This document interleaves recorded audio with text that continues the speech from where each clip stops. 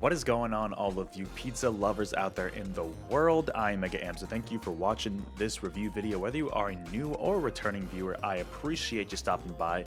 And today I am reflecting on my time with the game Pizza Tower, which released, I believe, a few years ago as of this recording. I think it was like 2021, 2022-ish. Let me know in the comments below the exact year.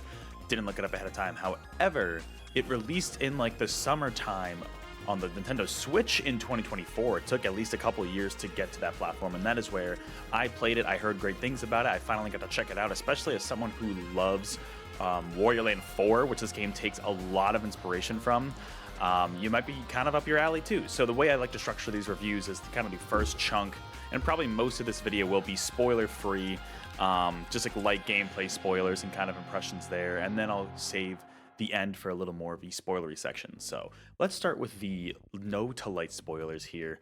Like I just hinted at, the game is very much a puzzle platformer type of game. So if you are a fan of Wario Land 4 in particular, this game takes a ton of inspiration from. So it's kind of that puzzle platformer where you have the level design is almost like a puzzle in its own way, and you have to navigate it in a way that like makes sense and to find different collectibles throughout the levels. And there's a sequence at the end of the level, like Wario Land 4, if you play that game, where you have to essentially, there's a timer, a countdown that initiates, and you have to run back through the level and get back to the exit or the entrance to the same one. So honestly, kind of like some Metroid games as well, where you have that escape sequence in the end of a lot of Metroid games. Similar, think about that too, if you're familiar with those. But before we get into the levels here, I mean, the gameplay, just like the visuals are like super unique. It almost looks like it was made in MS Paint. I don't think it was, but it has that visual aesthetic to it. That is like honestly really very stylishly unique in its own way. The game is themed after pizza. The basic premise of the story is you play as Peppino Spaghetti, I think is his full name. And he essentially owns a pizza restaurant, but there's this tower ruled by Pizza Face, who's like this little icon you see here.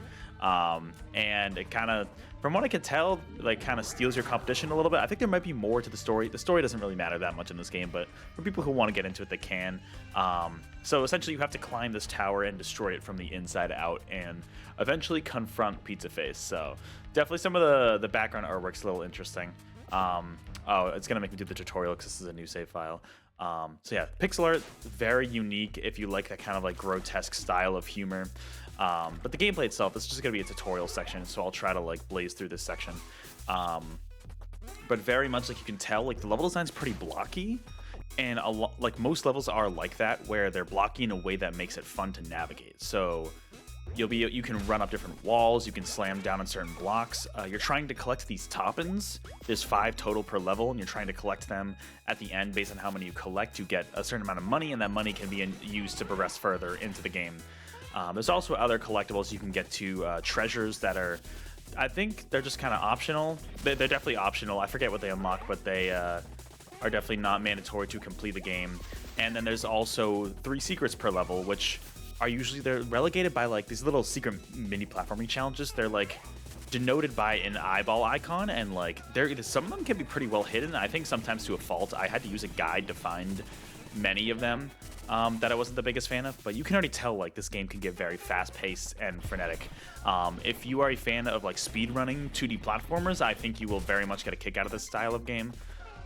It is very fast and frantic, especially like I mentioned before with those countdown timers at the end of each level. And you know, it's just very much like you need to keep your momentum going in a lot of sections like this, especially for where you gotta bust through these blocks, and it can be very rewarding. You can find, you know, faster paths, you can find optional or required collectibles. It can get very frantic. So definitely, it is definitely not, it's not the easiest game, I will say. It's got a good amount of challenge to it, but I wouldn't say it's overbearingly difficult, you know? If you like these kind of fast-paced 2D platformers, you will definitely feel at home here, I would say. There were some moments that I kind of struggled with some of the controls. It took me a little bit of a while to get used to just the flow of gameplay and the flow of movement here. But it is super rewarding. Most levels, I think actually all levels and boss fights have ranks. So there are different ranks you can get depending on how well you do. How much during boss fights is like how much damage you take as well as how long it takes you. But levels are usually just, I think, how long it takes you to beat the level. So here's the John block, they call it. You destroy that, and then it activates pizza time, which is where the countdown timer starts, and you can even see like the countdown timer changes the level design, so I can no longer go through this door, and these blocks that were here before like switch based on if you hit the thing or not, and then you just have to get back to the exit and you're all good. So that's pretty much the basic gameplay there. So let's get into an actual level here, but it is very like fast-paced, frenetic. I like it. It honestly, so it's not like one-to-one Wario Land 4. It definitely has its own unique identity, which I appreciate, especially with like just the grotesque visuals. I mean, Wario Land 4 is itself a weird game. I would say that game's probably a little more strange. This game is very like kind of grotesque in its style of. I say that in a good way. Like its visual style, its style of humor. But if you like that sort of thing, you'll probably like this game. It's not for everybody. Not everybody will like that style, but it is very fun. You also can rack up combos, which based on how well you do, you get a higher score, and that also boosts your rank in these levels. So that's something to keep in mind. There are some like optional like challenges you can do as well. For like keeping certain combos, and I think there's a set number of challenges per floor of the tower. There are multiple floors. I won't say how many to avoid any spoilers there, but there are a good few, and lots of levels in this game. Like honestly, almost 20 levels total. Like there are a lot of levels to explore here, each with the 5 top-ins to find, the 3 secrets, and an optional treasure that you can locate. So. And the enemy variety is really good. There are lots of different enemies. Some of them, like those knights, I think they call them fork knights. I hate these enemies so much. Like, literally, they are annoying as hell. But, like, because if you just hit them the wrong way, you will get hit, and you will completely lose your combo. But what is Super Taunt? Oh, I didn't know Super Taunt was a thing. Speaking of which, you can taunt on the switches with the X button, and it acts as a parry. So, especially for boss fights, I didn't really use it too much in the levels necessarily, but for boss fights, I use that a lot, and I found it super duper helpful. So in terms of looking for these secrets, I forget where all of them are, but a lot of times you'll be able to figure out where they are based on, there'll be like an eyeball icon, whereas I think this is one though. Never mind, okay, it's not. Sometimes you'll be able to make out like an eyeball icon like on a wall or something, and that'll be like, see for example, look at this, right? You can see it barely sketched on that wall right there, so if I do a little super jump here, get in, and that'll bring us to an optional challenge. So I won't spoil any more secrets because I want you to be able to find them on your own if you do play this game. I do recommend this if you're a 2D platformer fan. Like, this is a really well-made game. The boss fights for me are probably the highlight. The boss fights are just super duper good, and I really like them, and they're very replayable. That's the thing with a lot of the boss fights. The levels too, but the levels can actually be like decently long. Like some of these levels, like most of them on average probably take me about like 7 minutes, like, especially, I mean, first try. If you get really good and figure out the level design, I mean, you could speed through these and get really good ranks, which is fun.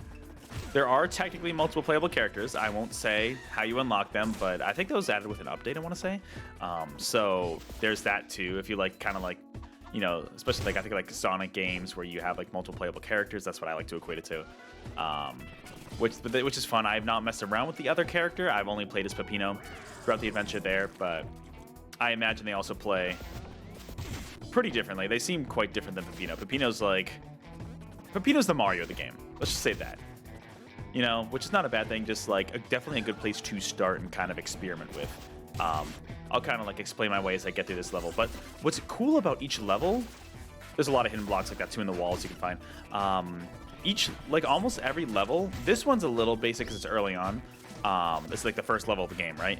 But every level has a unique gimmick to it. And I won't say what those gimmicks are because I don't want to spoil you on it, but like, they're not all the best. There are some I'm not the biggest fan of, but like, they are really, really fun, and it keeps the game feeling unique.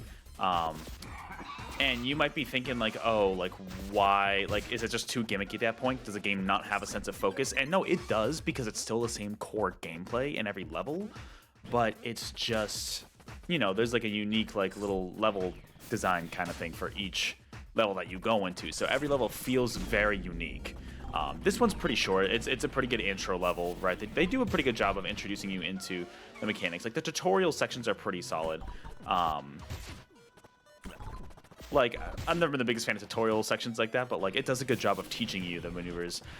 Pretty much like Wario Land 4. I mean, this game definitely wears its inspiration on its sleeve. There's no doubt about that for sure, but it's not exactly a copy.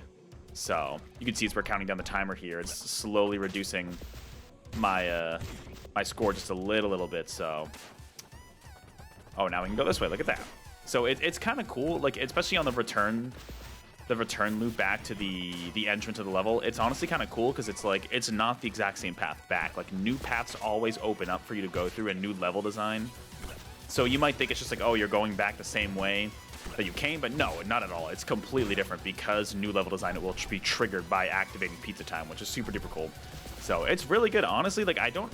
Oh, there you go. The chef tasks are the optional. Those are the optional tasks you can do per level. It's honestly hard for me to think of a negative for this game. Like I'm trying to think of things that I actively don't like, and there can be a bit of a learning curve. That's probably something I'll admit, is there can be a bit of a learning curve when it comes to, you know, the gameplay of this game. Like, I think for me it was a little easier because I've played Wario Land 4 and I really loved that game. Although I think this game honestly takes it to the next level and makes it even more frantic. But there is definitely a bit of a learning curve when it comes to, you know, really getting the flow of gameplay down and really just speeding through those levels. It can be tricky for sure. I'm not going to say it's not, right? It might take you a while. When I streamed this game for the first time a few months ago as of this video, you know, it definitely, you know, it took me a while to get the hang of it. I would argue I didn't really get the hang of it on the stream, but once you do, it's just the flow of gameplay can be really good. And that's really something I look for. It was one of my favorite older games I played in 2024, right? When I played this game. I know I'm reviewing it now, but I just didn't have the time until now. Just art style is just very, if you like this sort of cartoony, like grotesque art style, I think you'll get a kick out of it. But the gameplay is very, very solid, and especially when Nintendo's not planning on making a Wario Land game anytime soon, it's like, this is the next best thing, and it's a great indie game, you know? It's a very popular game for a reason. The final boss was really fun. Most of the bosses, there were a couple that I didn't love, but most of the bosses were pretty fun, and they're super replayable. Very replayable game, and just, you know, if you're looking for a good challenge, it could be a little tricky at first, but if you stick with it, and you try to get a handle of those controls, like, it can be really fun to just blaze through levels. So that's gonna do it for the light spoiler section. Not too much to say here, but you know, I did want to at least give my light to no spoiler thoughts on the game. So definitely would get a recommendation, especially if you are a fan of speedy 2D platformers, like even a Sonic, definitely Wario Land, any of those styles of games, or even 2D platformers in general. Maybe give it a shot if you're interested. So with that, that's going to end this section. I'm about to go into the full spoiler section. So if you've not played this game, I would highly recommend clicking off now. I'll give you a few seconds, and then I'll jump into the spoiler section. All right. So I forgot to mention I got a slice of pizza to celebrate. Topical. First of all, this title screen is a jump scare. Let's go into my full save file. So let me know in the comments below if you play this game. I don't know why I don't have 100%. I don't know what I missed. I have not played. Oh, wait, what? Wait.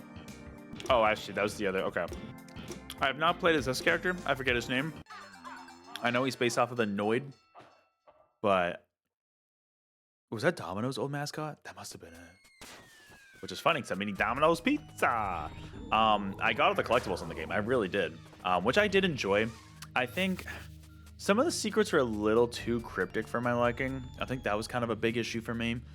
And I ended up using a guide for almost every single level. That's probably one of my biggest issues. Like, I know they're optional, but I'm still a fan of a game being at least telegraphed enough. And I think the issue is because it's such a fast-paced game that, like, it almost, like, stopping and looking for secrets is almost going against the nature of the game itself.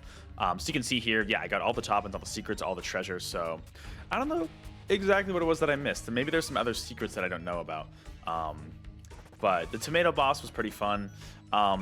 The Western boss I really didn't like that much. I really didn't like this boss that much. I don't know. It was just, oh, what the heck is this? Oh? Is this the part I was missing? Or is this, can you like replay secrets here? I don't know what the hell this is. I'm discovering this for the first time.